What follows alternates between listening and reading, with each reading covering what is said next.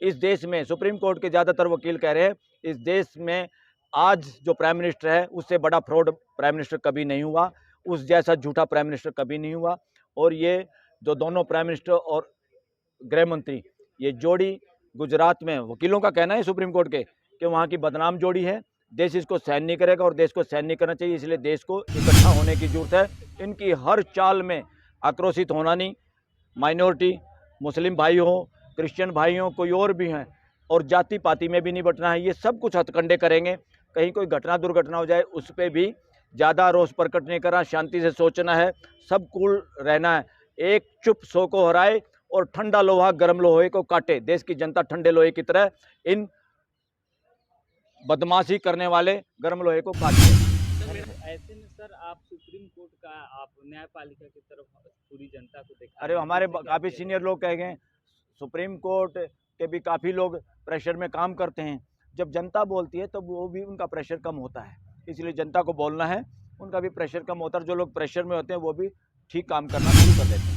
Sir आप एक वकील हैं, नागरिकता संशोधन अधिनियम जो पास हुआ है सर, इसमें नागरिकता देने के लिए लाया गया है, ऐसा अमित शाह कह रहे हैं और भाजपा कह रही है, तो फिर सर विरोध कैसा है सर? ये जो आम जनता को आप कैसे इसको बताएंगे? ये इसलिए विरोध बताएं, किस बात का है? देखिए विरोध इस बात का है, तुम बहाना बना के, हमारा देश सेकुलर देश है, हमारा देश में जब ये देश आज़ाद हुआ तब भी जिनको छूट थी, जो लोग यहाँ रहना चाहें वहाँ ना जाना चाहें वहाँ भी, और वहाँ पे जो अत्याचार का बहाना बना रहे हैं पाकिस्तान में, बांग्लादेश में और तीसरा अफगानिस्तान में, अरे भाई फिर सरकार क्या कर रही है, फॉरेन मिनिस्ट्री क्या कर रही है, एम्बेसडर क्या कर रहे हैं, और जिसकी पड़ोसी से नहीं बनती वो खुद घटिया होता है, और पड़ोसी जो परमानेंट है जिसको हम बदल नहीं सकते, अटल बिहारी वाजपेयी ने भी कहा था, वो तो बीजेपी के थे कि भाई जिसको पड़ोसी सबसे ज़्यादा उसको हमें बना के रखनी चाहिए, बस भी लेके गए थे।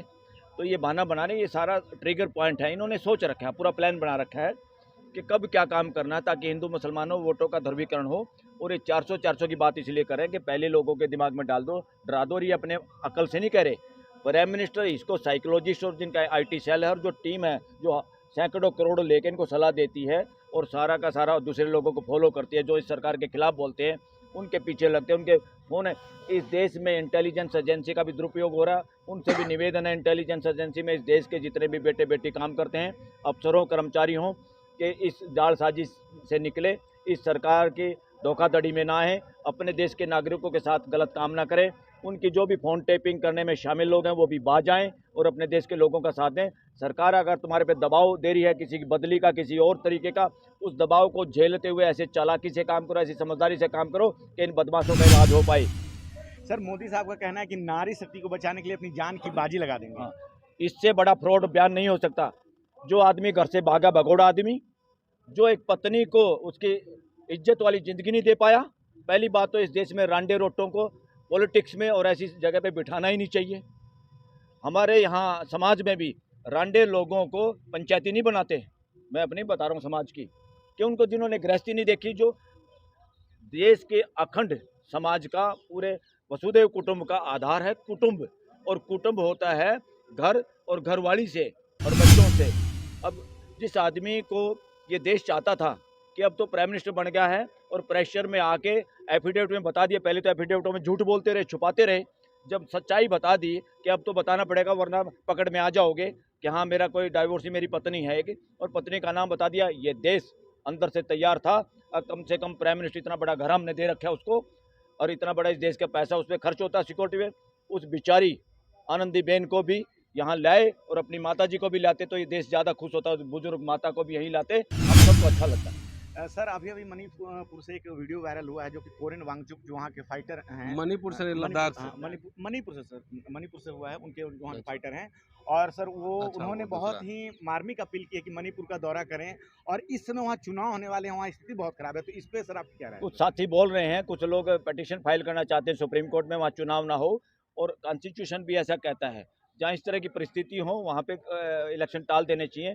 एमिकेबल और शांति प्रिय जगह, वहाँ लोग विस्थापित हैं, लोग विस्थापित हैं, तो कौन वोट डालेगा?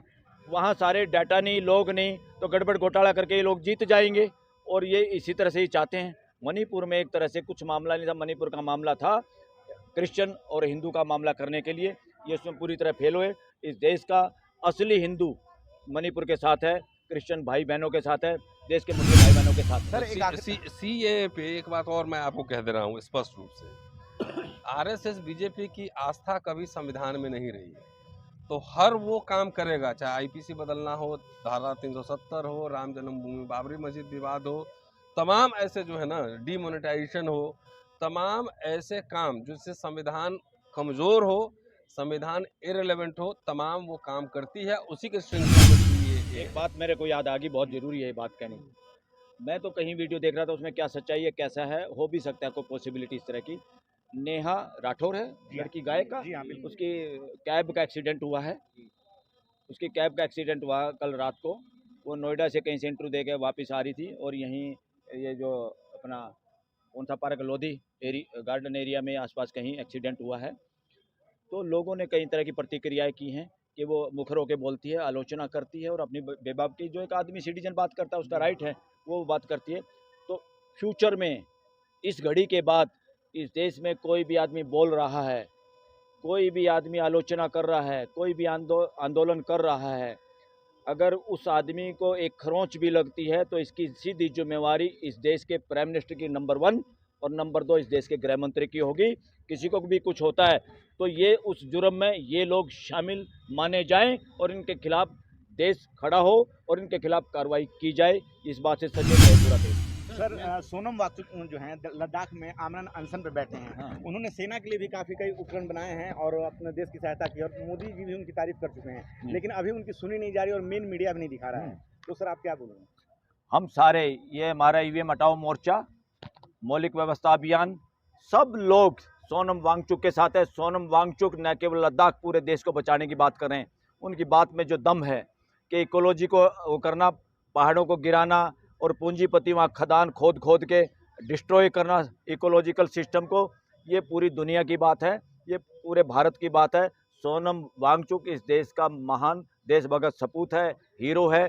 उसकी सारी मांगे सही हैं, अच्छी हैं और हम उसके साथ हैं।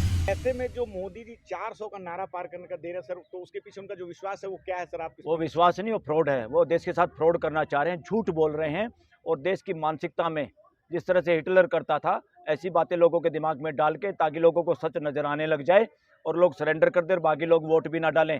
जो खिलाफ वोट करना चाहते हो वोट ना डालें। इसलिए पूरे देश के लोग वोट डालो। आप लोग ही अपोजिशन हो, आप लोगों को ही आने वाला इलेक्शन खुद जीतना है और आप लोगों को ही निरंकुश सत्ता को बाहर करना है।